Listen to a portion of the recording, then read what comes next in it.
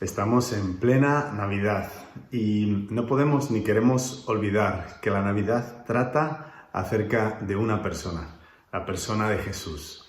Navidad trata de Jesús. Y esta semana las predicaciones giran en torno al tema Emmanuel, que traducido es Dios con nosotros. El profeta Isaías lo anunció, habló del niño que iba a nacer, ese Emmanuel, Dios con nosotros. Y de eso va la Navidad. Dios está con nosotros, Dios está conmigo, Dios está contigo. Se ha acercado a nuestra realidad, se ha identificado con nosotros hasta tal punto que ha tomado forma de ser humano. Un amigo me contó una tradición de algunos países de Europa en la que los niños por la noche ponen unos calcetines, quizá alguno lo hace, esperando que por la mañana aparezcan llenos de chocolate o de bombones. Y es una tradición muy bonita, una tradición que implica la ilusión de los niños esperando a que sus calcetines, estos calcetines grandes, ¿verdad?, aparezcan llenos de regalos.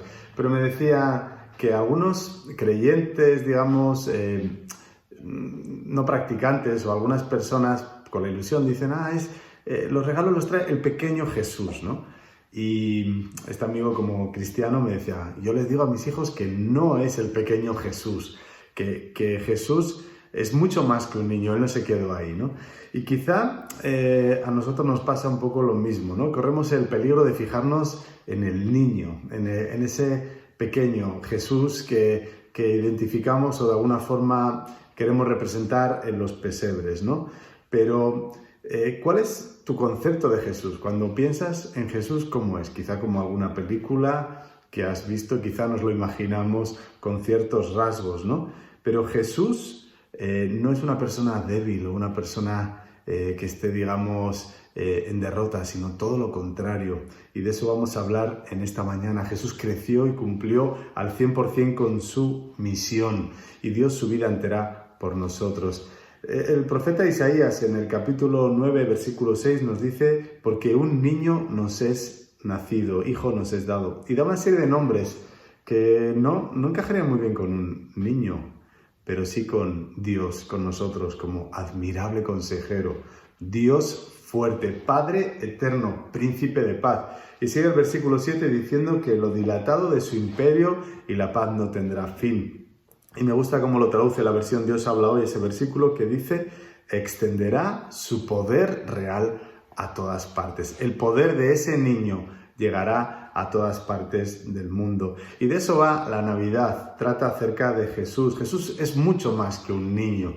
Jesús es Dios fuerte, Él es Padre eterno, Él es Emmanuel, Dios con nosotros. Él es el que dice la Escritura en Colosenses capítulo 1 que es la imagen del Dios invisible. Dice que por Él fueron creadas todas las cosas. Todo fue creado por medio de Él y para Él. Así que Jesús es mucho más que un ser indefenso o que un niño que representamos. Jesús es poderoso, Jesús es todopoderoso. Filipenses capítulo 2 nos dice, haya pues en vosotros este sentir que hubo en Jesús. Y conoces el pasaje, que siendo en forma de Dios, no estimó el ser igual a Dios como cosa a la que agarrarse, se despojó a sí mismo, se identificó con nosotros, tomó forma de siervo. Dice que se humilló y se hizo obediente hasta la cruz. Por eso Dios lo exaltó sobre todas las cosas y le dio un nombre que es sobre todo nombre, para que en el nombre de Jesús se doble toda rodilla de los que están en los cielos y en la tierra y debajo de la tierra, y toda lengua confiese que Jesucristo es el Señor. Yo doblo mis rodillas delante de Jesús y muchos hacemos lo mismo, ¿verdad? Porque Él es poderoso. Dice el apóstol Pablo en 2 Corintios que por amor a nosotros Jesús se hizo pobre siendo rico, para que nosotros con su pobreza fuéramos enriquecidos. Juan capítulo 1 dice que la luz verdadera que alumbra a todo hombre venía a este mundo. Y de eso va la Navidad, ¿verdad? La luz acercándose a nuestra realidad. El Verbo se hizo carne y habitó entre nosotros lleno de gracia y de verdad. Y dice el apóstol Juan, y vimos su gloria como del unigénito del Padre. De eso va la Navidad. La Navidad tiene que ver con Jesús, con Emmanuel, Dios con nosotros. El creador de todo se acerca a ti y se acerca a mí. Y no solo eso, sino que se preocupa por nuestra realidad. Él sabe lo que tú y yo estamos pasando. Él ve nuestra realidad. Él conoce nuestras preguntas, nos conoce desde antes de nacer y tiene un propósito para cada uno de nosotros. Pero en esta mañana queremos rescatar algo del encuentro que tuvo el mensajero de Dios, Gabriel, con María, cuando le anunció en Lucas capítulo 1 lo que iba a ocurrir. Y a partir del versículo 26 nos dice que al sexto mes, Lucas capítulo 1, 26, el ángel Gabriel fue enviado por Dios a una ciudad de Galilea llamada Nazaret, a una virgen desposada con un varón que se llamaba José, de la casa de David, y el nombre de la virgen era María. Entrando el ángel a donde ella estaba, dijo: «Salve, muy favorecida, el Señor es contigo, bendita tú entre las mujeres». Pero ella, cuando lo vio, se turbó por sus palabras y pensaba qué clase de saludo sería este. Entonces el ángel le dijo: «María, no temas, porque has hallado gracia delante de Dios. Concebirás en tu vientre y darás a luz un hijo, y llamarás su nombre Jesús. Este será grande y será llamado Hijo del Altísimo. El Señor Dios le dará el trono de David, su padre. Reinará sobre la casa de Jacob para siempre, y su reino no tendrá fin». Entonces María preguntó al ángel: «¿Cómo será esto? Pues no conozco varón». Respondiendo el ángel le dijo: «El Espíritu Santo vendrá sobre ti, y el poder del Altísimo te cubrirá con su sombra, por lo cual también el santo ser que va a nacer será llamado Hijo de Dios. Y aquí también tu parienta Elizabeth, de la que llamaban estéril, ha concebido un hijo en su vejez, y este es el sexto mes para ella». Y dice el versículo 37, «Pues nada hay imposible para Dios». Pues nada hay imposible para Dios. Entonces María dijo: «Aquí está la sierva del Señor, hágase conmigo conforme a tu palabra». Y el ángel se fue de su presencia. Vamos a fijarnos hoy en esta frase, en esta expresión del versículo 37, porque nada hay imposible para Dios. O en otras palabras, Dios lo puede todo. No hay nada imposible para Él. ¿Pero qué significa la palabra imposible? Pues si nos vamos al diccionario de la Real Academia, imposible es que no puede ser, que no puede ocurrir o que no puede realizarse. Otra definición sencilla es: imposible es no posible. Entonces necesitamos ver qué es posible. Posible es que puede suceder, que puede ser, que se puede ejecutar. Digamos que imposible es algo que no puede ocurrir, es algo que no puede darse. ¿Qué cosas hay en nuestras vidas que definimos como imposibles? ¿Qué situación estás atravesando que dices: esto es imposible? ¿Qué le estoy pidiendo a Dios creyendo casi que aunque se lo pido, es como que casi ni Él puede cambiarlo? A veces sabemos la teoría, pero no confiamos del todo en que la situación puede cambiar. En una ocasión una niña preguntó a sus padres por qué ellos estaban tan preocupados. Les dijo: ¿confiáis en Dios? Y dijeron: sí. Entonces, ¿por qué estáis tan angustiados, no? Y los padres se miraron el uno al otro diciendo: tiene razón. Y es que en ocasión los niños nos enseñan que si de verdad estamos confiando en Dios, debemos dejar nuestra ansiedad en sus manos y confiar de verdad como niños. Si Él dice que puede, Él puede. Si no hay nada imposible para Dios, Él puede también con nuestras situaciones complicadas. No hay nada imposible para Él. Dios lo puede todo. En una ocasión, en un pueblo de Estados Unidos, una iglesia que estaba situada en la montaña vio cómo en el barrio de repente empezaban unas obras. Y su sorpresa fue cuando la construcción que estaba haciéndose cerca de la iglesia, donde ellos estaban tan tranquilamente sirviendo al Señor, alabando al Señor, con familias, con niños, de repente construyeron, digamos, un club nocturno. La iglesia se entristeció, fue a hablar con el ayuntamiento, intentó pararlo de cualquier manera, pues no era muy lógico tener un club donde la gente iba a emborracharse y a tener una serie de situaciones que no eran adecuadas para niños y para familias, ¿no? Pero no podían hacer nada, era imposible. Entonces la iglesia hizo lo que nosotros tenemos que hacer, lo que tú y yo tenemos que hacer cuando nos enfrentamos ante un imposible, y fue orar, ponerlo en las manos de Dios. Y la iglesia comenzó a orar, creyendo o sin creer, pero orando, confiando en que Dios podía intervenir. Y en una ocasión vino una tormenta y uno de los rayos cayó y quemó completamente el club. Los dueños de este negocio se enfadaron muchísimo y llegaron a denunciar a la iglesia. La iglesia se enfrentó ante un tribunal en un juicio. Y mientras la iglesia decía que ellos no habían tenido nada que ver, el juez dictó sentencia y dijo: señoras y señores, hoy estamos ante los dueños de un club nocturno que creen en el poder de la oración frente a una iglesia que no lo hace. Y lo cierto es que a veces oramos casi sin esperar que Dios intervenga, pero no hay nada imposible para Dios. Y quiero animarte en esta mañana a seguir orando, a seguir confiando, a seguir clamando a Dios. Estamos en una época de pandemia, somos vulnerables como todos, podemos enfermar, de hecho hemos enfermado, algunos ya incluso están con el Señor a causa de la enfermedad. Pero tú y yo sabemos que Dios está por encima de todo, Él está en control, no hay nada imposible para Él. Y si Él permite situaciones, Él tiene un propósito, por eso nos da esperanza. Y aunque lo pasamos mal como los demás, tenemos la conciencia, la consciencia de que Dios está en control. Si buscas en el diccionario de Dios y llegas a la letra I, la palabra imposible no aparece, porque para Dios no hay limitaciones. Él es todopoderoso. Él creó de la nada. En una ocasión los discípulos acudieron a Jesús cuando era difícil, decían, seguirle, porque las personas ricas no querían dejar los bienes y tal. Y Jesús les dijo en Mateo 19, mira, para los hombres esto es imposible, pero para Dios todo es posible. Romanos capítulo 8 nos enseña que lo que era imposible para la ley, porque la ley era débil por la carne, era incompleta, Dios enviando a su Hijo en semejanza de carne y de pecado, y a causa del pecado condenó al pecado de la carne. En otras palabras, lo que es imposible para la ley, para la religión, Dios lo hace posible en la persona de Jesús. Y me gusta cómo Job se refiere a Dios en muchas ocasiones. Por ejemplo, en el capítulo 37 dice, Él es el Todopoderoso, al cual no alcanzamos, grande en poder. A Él nadie le oprime en juicio y en su gran justicia. Es el Todopoderoso. ¿Cómo cambiaría nuestro concepto de Dios, incluso nuestra forma de orar o nuestras propias preocupaciones si nos dirigiéramos al Todopoderoso?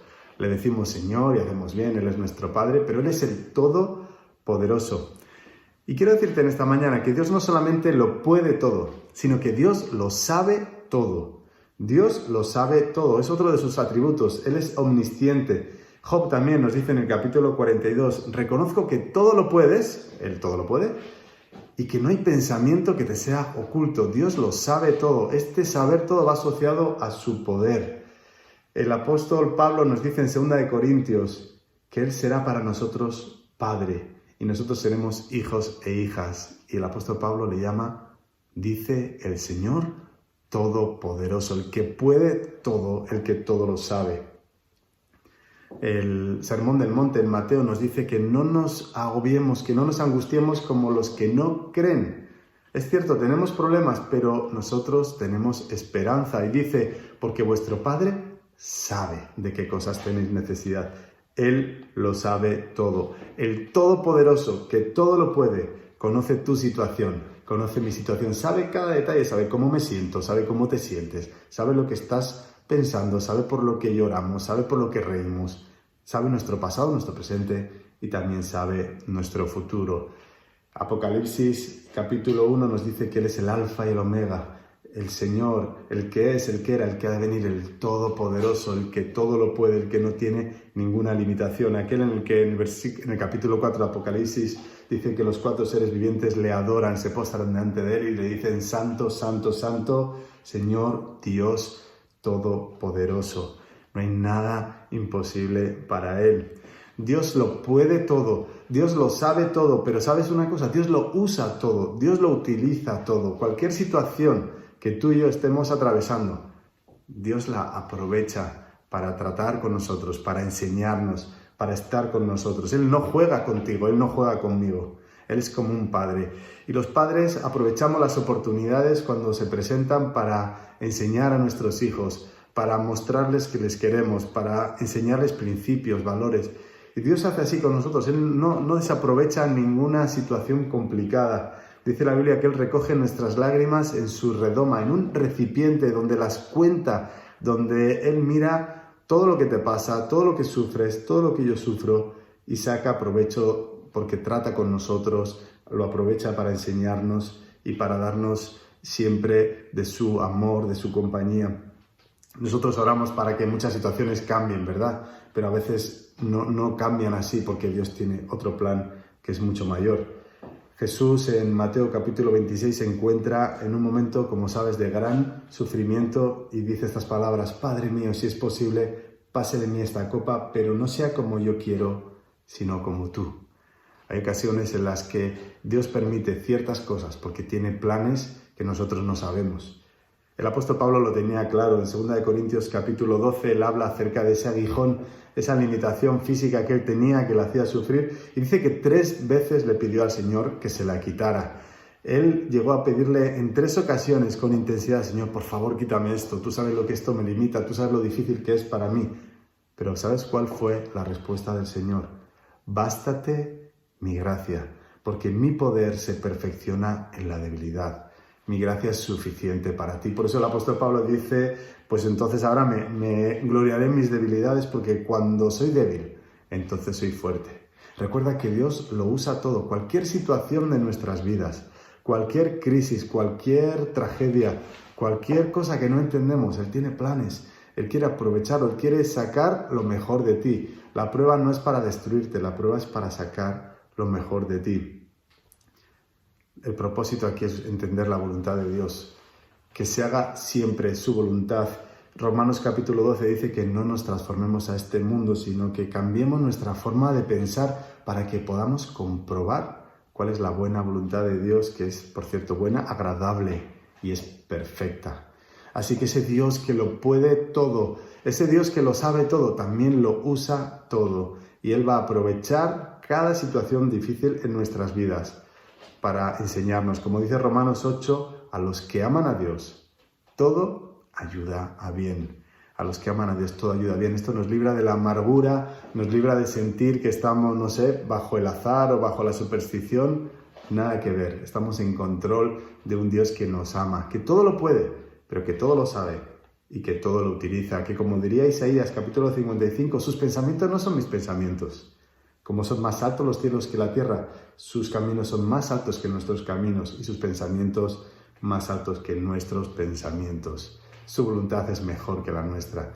Por eso cuando oramos debemos pedir que se hagan sus planes, pedir lo que nosotros entendemos, pero al mismo tiempo decir: Señor, tu voluntad es mejor, tus ideas son mejores. Así que este Dios que todo lo puede, este Dios que todo lo sabe, este Dios que todo lo utiliza conforme a sus propósitos, es un Dios que lo pide todo de ti. Es un Dios que lo pide todo de mí. Dios quiere nuestro corazón y no se conforma con menos. Cuando le llamamos Señor, Él quiere serlo, Él quiere ser el Señor. Él quiere ser el dueño de nuestras vidas, no solamente lo que hacemos, sino también lo que pensamos, lo que hay en nuestro corazón. Cosas que nadie más sabe. Él quiere que se las entreguemos. Él merece el primer lugar, por eso Él lo pide todo de nosotros. Es cierto, la salvación es gratis, somos salvos por gracia, por lo que Él ha hecho por nosotros, y de eso va la Navidad, Emmanuel, Jesús irrumpiendo en nuestra historia, haciendo todo lo que nosotros no podíamos hacer para que seamos salvos. Pero una vez que descubrimos esa salvación que es gratuita para nosotros, la paga Él, ahora queremos vivir para Él, nuestra vida entera. Como diría el apóstol Pablo, ya no vivo yo, ahora vive Cristo en mí. El apóstol Pablo se decía a sí mismo que él era esclavo de Cristo. Queremos vivir para Él. Él lo pide todo de nosotros y nosotros queremos dárselo a Él. La actitud de María fue impresionante. A pesar de no entender nada, a pesar de estar ante una situación imposible, dijo: he aquí la sierva del Señor, hágase conmigo conforme a tu palabra. Aunque no entendía, ella estaba dispuesta. Aunque no entendía, ella decía: heme aquí, te doy todo, Señor.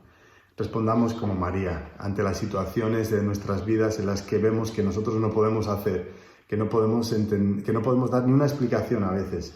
Digamos: Señor, heme aquí, aquí estoy. Haz conmigo conforme a tu voluntad, que es perfecta. Tú que todo lo puedes, tú que todo lo sabes, tú que utilizas todo, utiliza esto también para mí, Señor, pero yo te doy todo, te lo entrego todo a ti, estoy disponible. Y disfruta de sus promesas.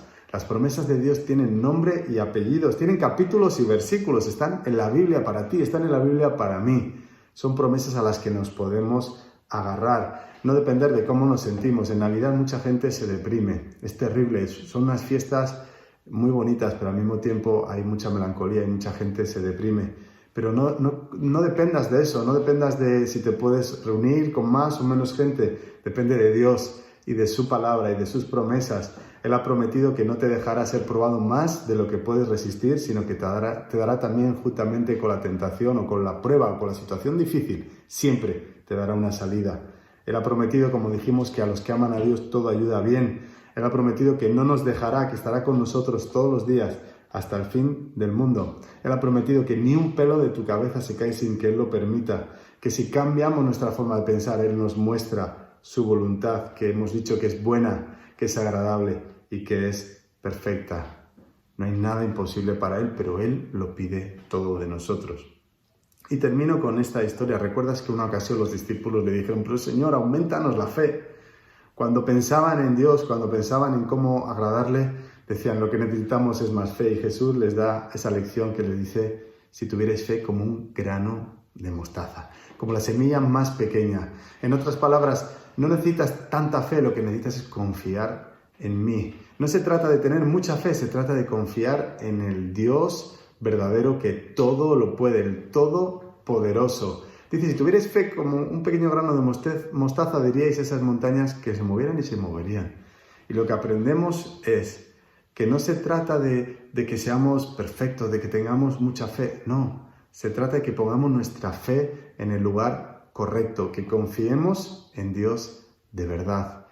Él lo pide todo, que se lo demos a Él, como dice la Biblia, que echemos toda nuestra ansiedad delante de Él, que tengamos esa fe sencilla, la misma fe que llevó a David a enfrentarse a Goliat, a decir, mira, yo con este no puedo, pero si Dios está conmigo, sí. Y cogió sus piedras y cogió sus ondas y tú coge lo que tengas y di, Señor, contigo puedo, sin ti no puedo, pero contigo puedo. Como dice Santiago, el que pida con fe y no dude, no estemos dudando, porque el que duda es como la ola del mar que viene y va y dice, no piense el que haga eso que recibirá cosa alguna del Señor. Necesitamos tener esa fe, esa confianza, que aunque no lo entiendo todo, confío en Él.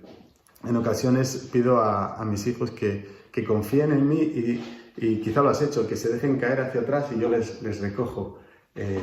Cuando se dejan caer, yo estoy ahí con los brazos para recogerles, ¿no? Y si haces eso con alguien de confianza, te vas a dar cuenta de lo que cuesta.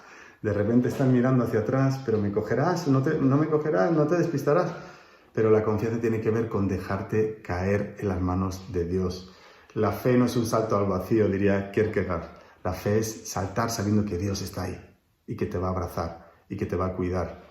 En una ocasión había un equilibrista cruzando dos montes muy altos, puso una cuerda como hacen estos equilibristas y pasó de un lado al otro y la gente aplaudía y decían, wow, qué bueno es, qué persona tan especial. Y él decía, ¿creéis que puedo hacerlo ahora con una silla a la cabeza? Y todo, sí, y pasó de nuevo la cuerda y con la silla a la cabeza y no se caía y estaba en una altura, un abismo que si se caía se moriría. ¿Y creéis que puedo hacerlo? Sí. ¿Y creéis que puedo hacerlo con una persona encima de la cabeza? Y todos decían, sí. Y entonces dijo, necesito un voluntario. Y la multitud cayó. Alguien que esté dispuesto no solamente a decir que puedo pasar, sino a subirse a la silla, confiar en mí y atravesar conmigo esta situación, digamos, imposible. Todo el mundo se fue triste. Y es que en ocasiones decimos que creemos, decimos que confiamos, pero nos cuesta sentarnos en la silla. Y quiero animarte de todo corazón en este tiempo de Navidad a entregar a Dios todos tus imposibles, todas esas situaciones que te incomodan, que te quitan el sueño, porque Dios puede, Dios lo puede todo, Él lo sabe todo, Él lo utiliza todo, pero Él pide todo de ti y de mí. Recuerda, no hay nada imposible para Dios, pero hay una cosa que sí es imposible. Dice Hebreos capítulo 11 que sin fe es imposible agradar a Dios. Tú y yo necesitamos activar la fe, tú y yo necesitamos activar la confianza, tú y yo necesitamos quitar los pensamientos que anulan todo lo que Dios nos quiere dar y elegir confiar en Él y confiar en su palabra. Esta frase tan conocida, no le digas a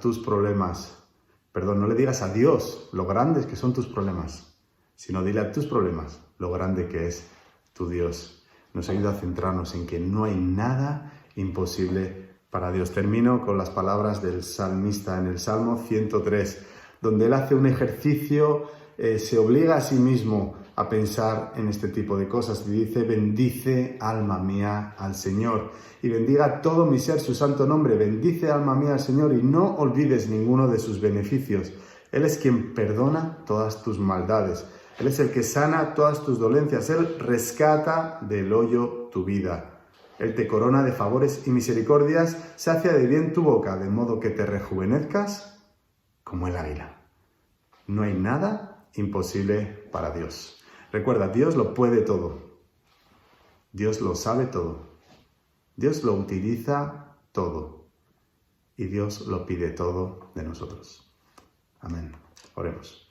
Señor, gracias porque tú eres Emmanuel, Dios con nosotros, el que vino a nuestra historia, el que vino a nuestra realidad, el que viene a nuestras vidas, Señor, en el que ahora mismo está llamando a la puerta de nuestro corazón para que la abramos y tengamos intimidad, cercanía contigo. Señor, gracias porque tú eres el Todopoderoso. Tú lo puedes todo, Señor. Tú lo sabes todo, lo conoces todo, Señor.